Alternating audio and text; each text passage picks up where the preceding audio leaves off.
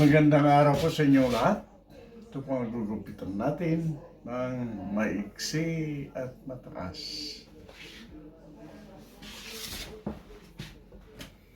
Mga eme, 000 po. 3.0.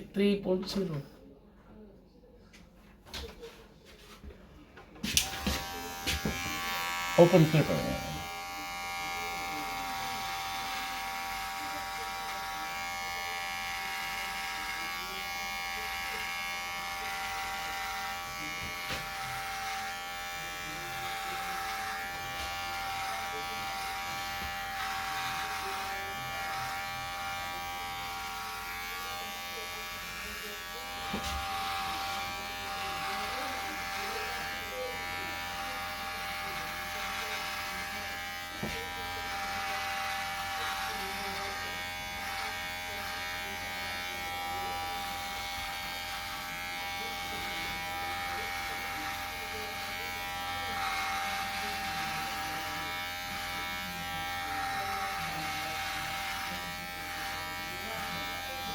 Yan ang kagandahan ng trabaho mo. You don't have to ask Pwede umalis ka agad. vacation. Hmm. Just, hindi ka na rin mag-drive. Just log out on the phone. Yes, kung sa ibang trabaho, Hindi ka papayagan. yun nga, kailangan mag-request.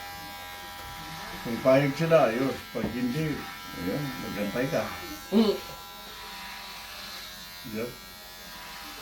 Kaya ang ginagawa naman ng ibang mga business, kaya nang sinasabi mo itong home care,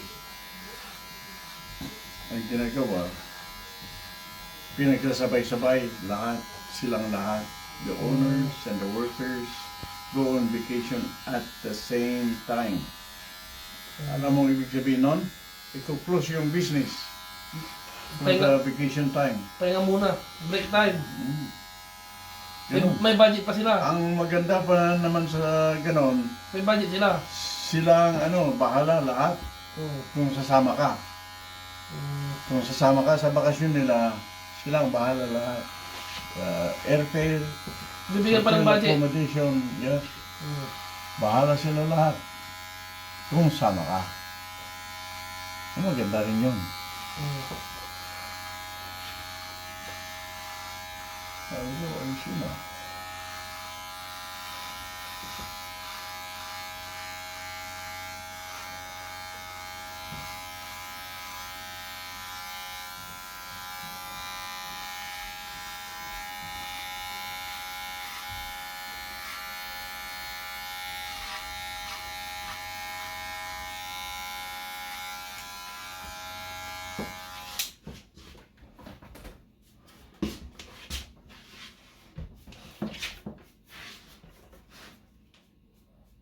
Malayo rin yan Mexico. Ilang oras? May 10. Malayo din po. Oo ah. Pero kung pupunta kayo ng Miami, malapit na doon. Hindi, Cancun. Oo, Cancun. Cancun. May 10 oras Pero hindi pa ako nakapunta. Nangyayang kami nung mga kaibigan na may bahay doon. May Meksikano yung lalaki. Wala, hindi pa kami nakapunta.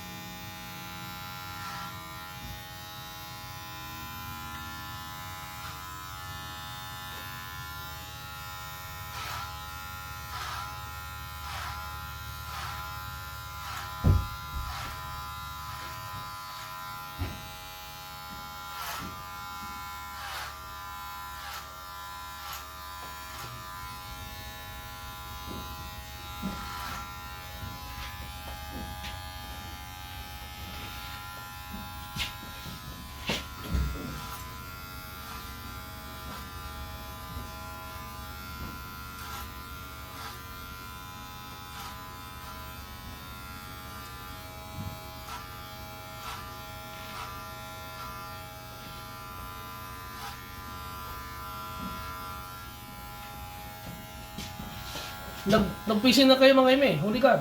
Huligan. Pumunta na kayo. Oo, pero ako, na-miss namin yung naunang weekend. Doon daw sana kami. Ang dami raw. Sabi ni Dan, yung isang Vietnamese. Marami. Pero sa ayaw ko naman sa pinagkunan sa may highway.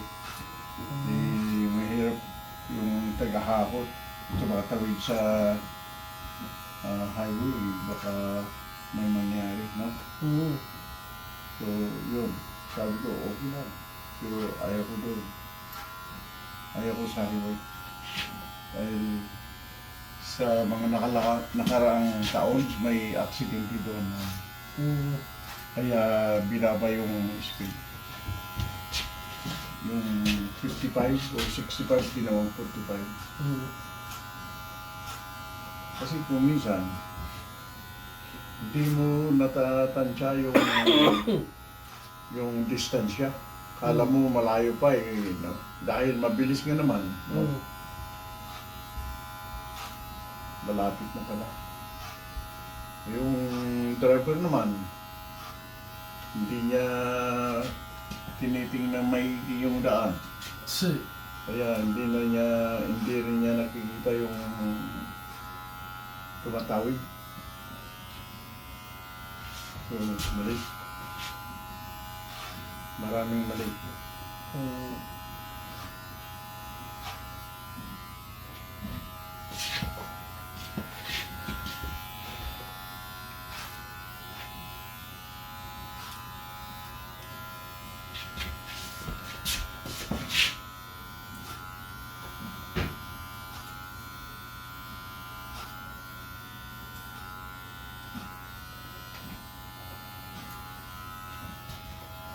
Ito mga ime.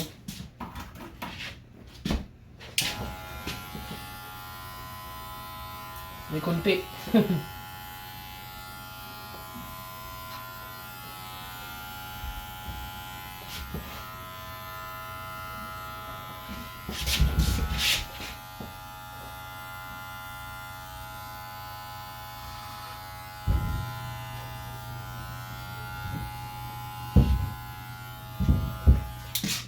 Lilinisin natin.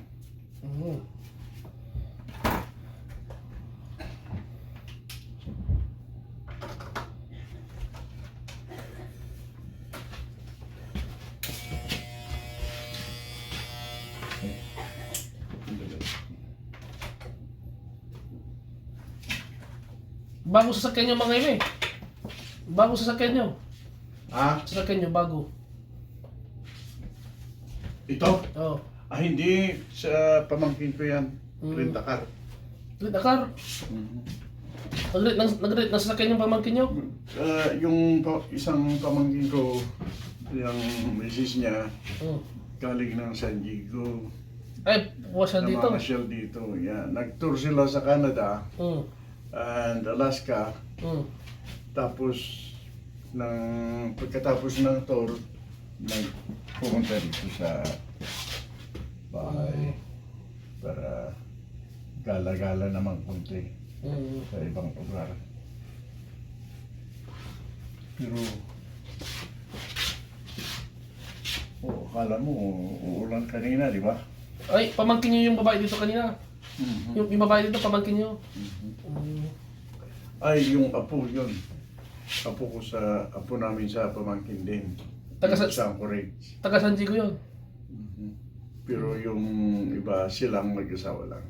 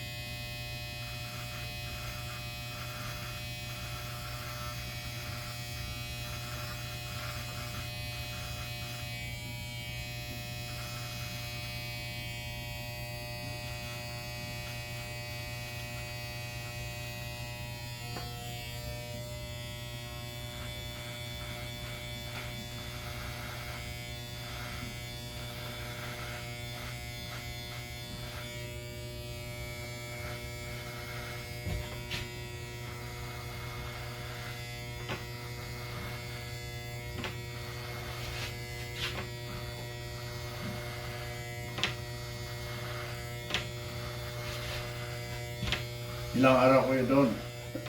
Isang linggo. Oh. Isang linggo po.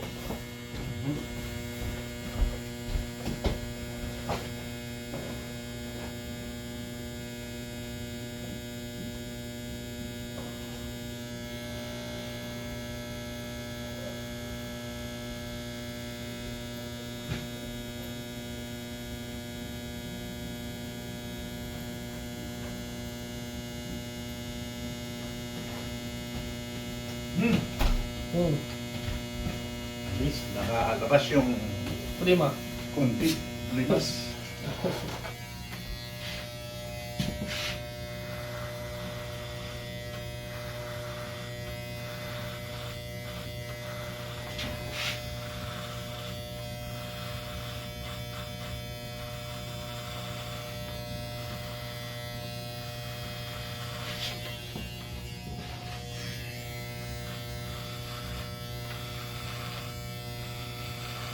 Yeah. Kung ganyang sama-sama kayo, huwag kayong lalayo sa sa grupo. Babalik kami dito ng June 6. Tapos pupunta na naman kami ng California, June 6 na ng gabi.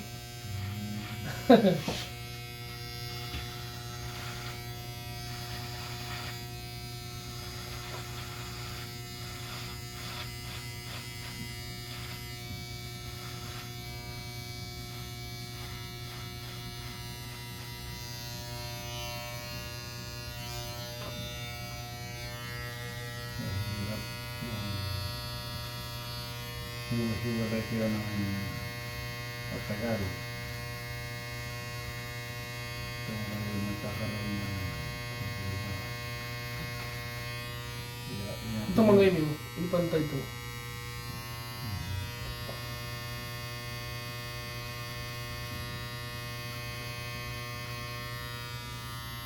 Kunti pa dito.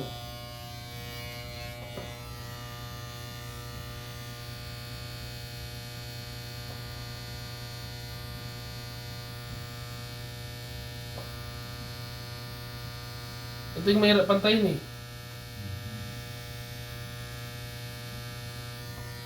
Sabihin natin ng iba.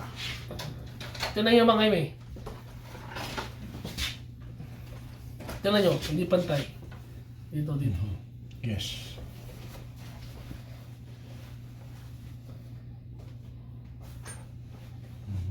Iba ang pagtubo kasi. Oo.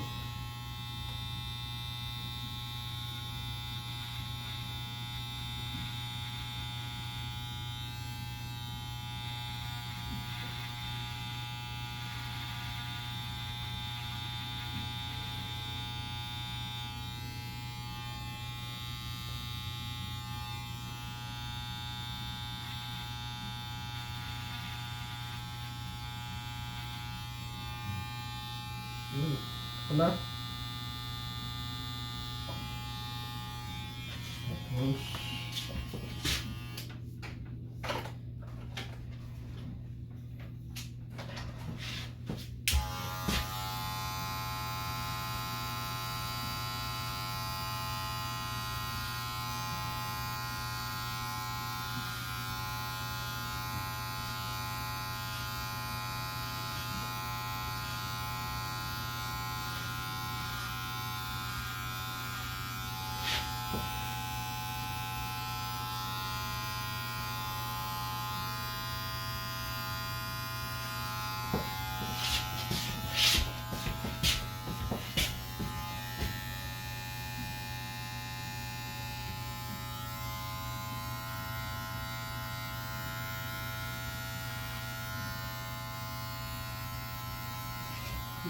maganda rin to, no? Oo. Iba ang tubo naman kasi dito. Ito ay ano.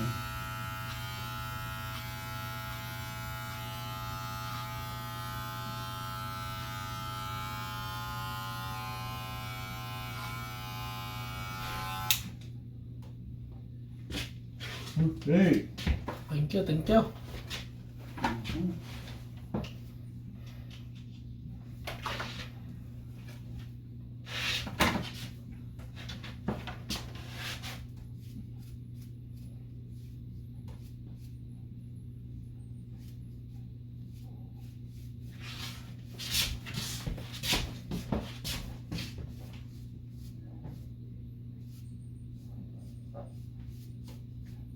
Yeah, medyo mahirap lang magbiyahe-biyahe pag may kasamang maliliit.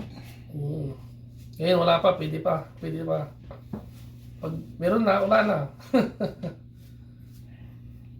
Maganda pa rin na magbiyahe-biyahe may kasamang maliliit, kaya lang mabagal. Mag-aalaga ka ng bata. Yes, so. Ayan po ang maigsi at mataas at patak.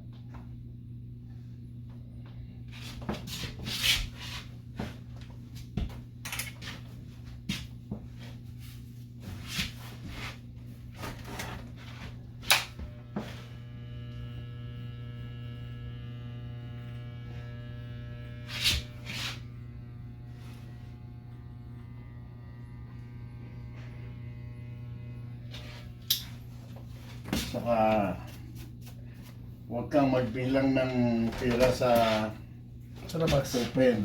Hmm. Magbilang ka sa kupita. If you want to count your money, doon ka sa kupita. To it in the public market. Hmm. Kahit dito sa Amerika. Hmm. Kasi parang nag-iimbita ka kung gano'n. Nag-imbenta ka ng kuwan. Masama. Into that, kung kaya mo, may envelope ka. Hmm. Ito ang $1 bill, ito ang 5, ito ang 10, gano'n. Para hindi ka naghahanap sa publiko. At saka pag binilabas mo, papel ang nakikita nila. Hmm. Yeah? Pira, sabi nila. Imbis na wallet, Hmm. envelope. Pwede mong kunti-kuntingin yun, tapos put tape. Hmm.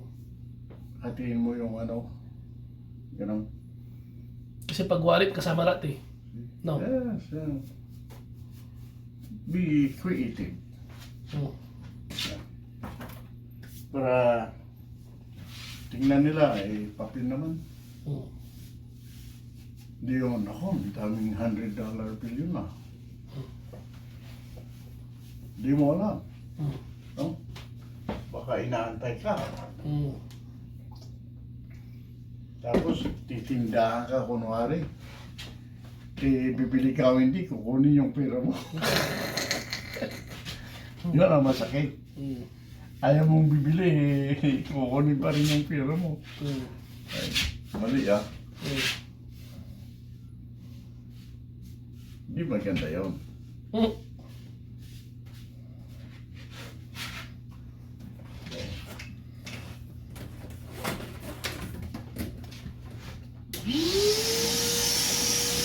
Okay ah, kung kaya mo plastic lahat, yun na lang. Yan ang kainaman ng plastic. Instead of cash.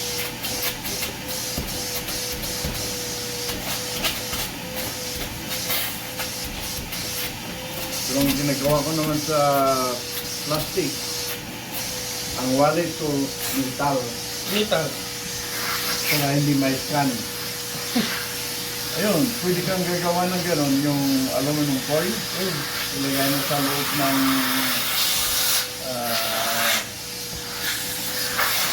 envelope. Ayun, doon mo ilalagay ang mga credit card mo. Iwan na lang yung credit card dito, hindi na magagamit doon. No. I-scan eh. Hmm. Yung mga loko-loko. Hmm. I-scan, kukunin yung Information. credit card number. Hmm. Yeah. So, delikado sila.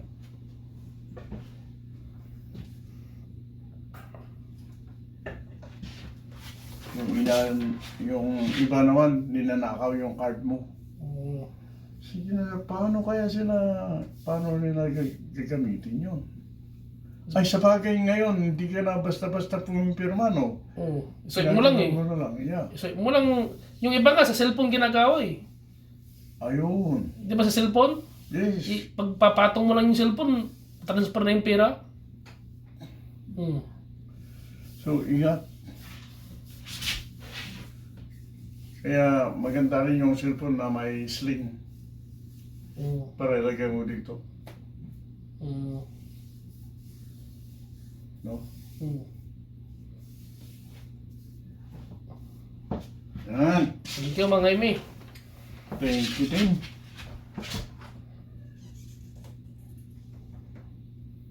Parang general. Aguinaldo. Eh. General. Thank you. Maraming salamat po sa panonood.